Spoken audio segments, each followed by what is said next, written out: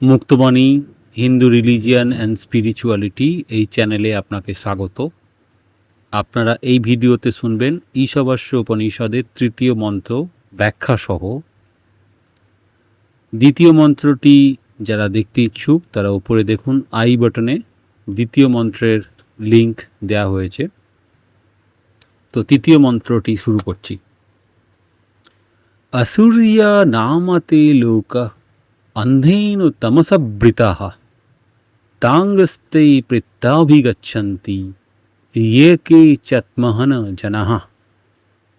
आरेकबार असुर्या नामते लोका अंधेन तमसबृताः तांगस्ते प्रत्याभिगच्छन्ति ये के चत्महन जनाः। এবারে আমি ধীরে ধীরে বাংলা মিনিংটা স্প্লিট করে করে বলছি। অসূর্যা, অসূর্যা মানে হচ্ছে সূর্যহীন, আলোকহীন। এটা প্রচলিত ব্যাখ্যায় অসুরদের জগৎ। নামা, নামেই বা নামে পরিচিত। তে মানে সেই। লোকাহা, লোকসমূহ বা জগৎসমূহ।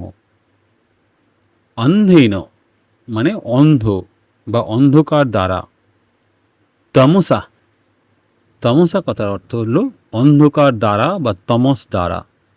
আবৃতা মানে আবৃত বা আচ্ছন্ন। তাং মানে হচ্ছে সেই সব লোকে। তে তারা, প্রত্যয়া মানে দেহত্যাগের পরে বা মৃত্যুর পরে, প্রত্যয়া অভিগচ্ছন্তি মানে গমন করে বা পৌঁছে যায়। ইয়ে মানে যারা, কে চ যারাই হোক বা যে সকল, আত্মহানা আত্মহত্যা বা আত্মাকে যেন হত্যা করে এমন, জানাহা মানে মানুষ। তো এটার মানেটা কি?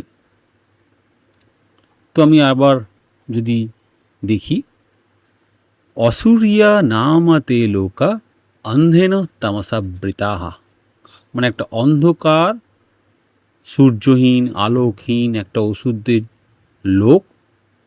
সেই লোকে, সেই সমস্ত লোকেরা গমন করে মৃত্যুর পরে, যারা নিজের আত্মাকে হত্যা করে বা নিজের আত্মপরিচয়কে যারা চিনতে পারে না বা আত্মপরিচয়কে যারা অস্বীকার করে। তো এখানে আক্ষরিক অর্থের আড়ালে একটা দার্শনিক অর্থ লুকিয়ে আছে। উপনিষদের প্রেক্ষাপটে আত্মা বলতে আমাদের গভীরতম চৈতন্য স্বরূপকে বোঝানো হচ্ছে। সেই আত্মার স্বরূপত নিত্য, অক্ষয়, তাকে বাস্তবে কেউ হত্যা করতে পারে না। তাহলে আত্মহত্যা কী জিনিস এখানে সেটা বুঝতে হবে।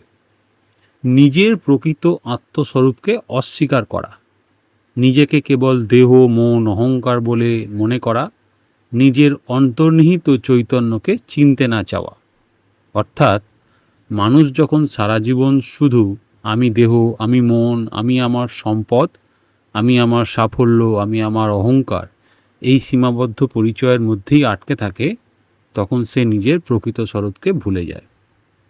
তো এই রকম অবস্থায় যদি নিজের আত্মাকে চিনতে না পারা, ভগবানকে, পরমাত্মাকে উপলব্ধি না করে শুধুমাত্র বাহ্যিক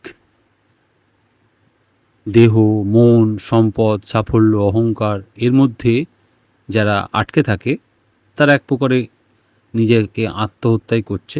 তো আত্মহত্যার স্বরূপ। তো সেই সমস্ত মানুষ মৃত্যুর পরে কোথায় গমন করে? তারা সূর্যহীন, আলোকহীন অসুরদের জগৎ, যে জগৎ অন্ধকার দ্বারা আচ্ছন্ন, সেই অন্ধকার জগতে তারা গমন করে। তো এটা একটা খুব সুন্দরভাবে একটা সতর্কবার্তা উপনিষদের মধ্যে দেয়া হচ্ছে তৃতীয় মন্ত্রটিতে। প্রথম মন্ত্রে আমরা বলেছিলাম যে ভগবান সব কিছুর মধ্যে বিদ্যমান, ঈশবশ্যমিদং সর্বম। দ্বিতীয় মন্ত্রে কি বলেছিলাম? কুর্বন্নে বেহু কর্মাণি জিজীবিষে চতগং সমাহ এবং ত্রয়ী নান্যথে তস্তি ন কর্ম লিপ্যতে নরে। তৃতীয় মন্ত্রে এসে ঈশ উপনিষদ সতর্ক করছে। কি সতর্ক করছে? অসূর্যা নামতে লোকা অন্ধেন তমসবৃতাঃ তাঙ্গস্তে প্রত্যয়াভিগচ্ছন্তি ये কে চত্মহন জনাঃ। তাহলে তৃতীয় মন্ত্রে আমরা বুঝলাম, যদি তুমি নিজের প্রকৃত আত্মস্বরূপকে ভুলে যাও তবে সেই অজ্ঞান তোমাকে অন্ধকারের দিকে নিয়ে যাবে। অর্থাৎ তিনটি মন্ত্রকে একটি ধারায় যদি আমরা দেখি, প্রথম মন্ত্র জগতের প্রকৃতি কি, সবই ঈশ্বরময়। দ্বিতীয় মন্ত্র এই জগতে কিভাবে বাঁচব, কর্ম করো কিন্তু কর্মে আবদ্ধ হইও না। তৃতীয় মন্ত্র কি থেকে সাবধান থাকব, আত্মস্বরূপকে যেন ভুলে না যাই। একটি সহজ উদাহরণস্বরূপ, একটি মানুষ সারা জীবন শুধু অর্থের পিছনে ছুটল। তার কাছে অর্থ মানে নিরাপত্তা, সাফল্য মানে পরিচয়, খ্যাতি মানে মূল্য, আর দেহ মানে আমি। সে হয়তো প্রচুর সম্পদ পেল, কিন্তু কখনো নিজেকে প্রশ্ন করলো না আমি আসলে কে। উপনিষদের দৃষ্টিতে এখানেই সমস্যা। সে পৃথিবীকে জানলো কিন্তু নিজেকে জানলো না। সে বাইরের আলো সংগ্রহ করলো কিন্তু নিজের অন্তরের আলো চিনল না। এই অবস্থাকেই তৃতীয় মন্ত্র অন্ধকারের সঙ্গে তুলনা করছে।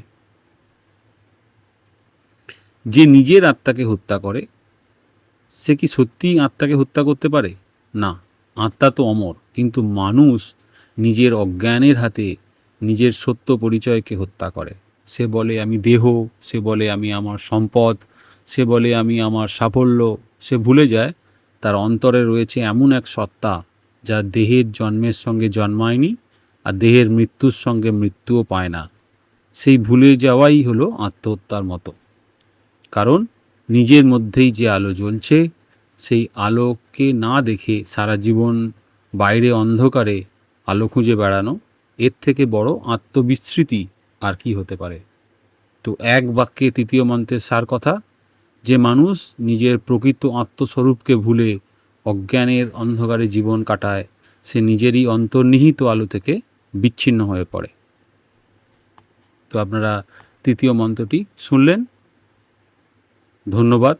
চতুর্থ মন্ত্রটির জন্য আপনারা পরের ভিডিওতে অপেক্ষা করুন।